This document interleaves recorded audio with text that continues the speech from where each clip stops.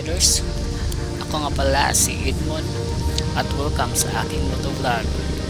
Sa video na ito, ipapakita ko sa inyo kung paano magsimula ng motovlog gamit ang inyong phone at isang body mount.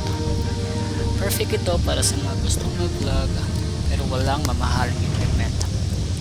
Ready na kayo? Tara, simulan na natin.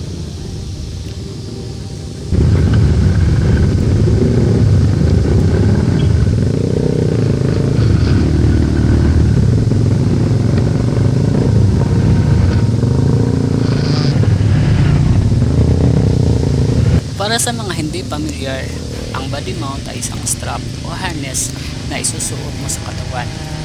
Ilagay mo dito ang phone para makapag-shoot ng video habang nagra-ride. Maganda ang setup na to kasi hands-free ka habang nagdadrive at stable din ang kuha ng video. Siguraduhin lang na snug fit siya para hindi gumalaw habang nagra-ride. Pagkatapos, ikabit ang phone sa mount. Pwede mong i-adjust ang angle ng phone depende sa gusto mong shoot. Kung gusto mong makita ang daan o handlebars, siguraduhin lang na hindi nakayuko ang inyong mga camera mga ka-riders. Kagaya ng video na ito, medyo mababa ang shoot natin.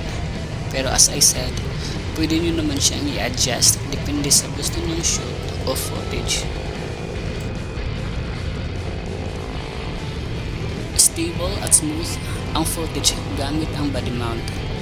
Pwede mo na ngayon i-share ang buong ride experience mo mula sa pag-akyat sa bundok hanggang sa pagdaan sa mga magagandang tanawin. Ang kagandahan pa sa body mount ay hindi mo na kailangan pang humawak sa phone mo. Safe ka habang nagra-ride at pwede kang mag-focus sa kalsada. Maganda rin ito kung gusto mong makunan ang buong trip mo from start to finish.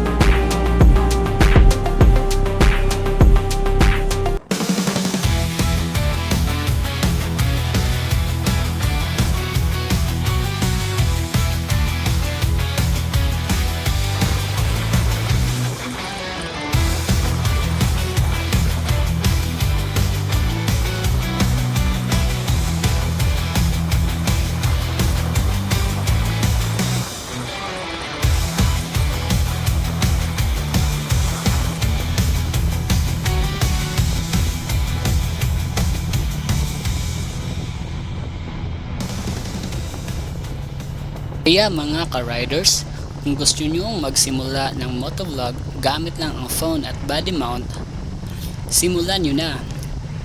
Simple lang pero astig ang kuha. At makakapture mo ang buong riding experience mo. Kung nagustuhan nyo ang video na to, huwag kalimutang mag-subscribe, i-like at i-click ang notification bell para lagi kang updated sa mga bagong uploads.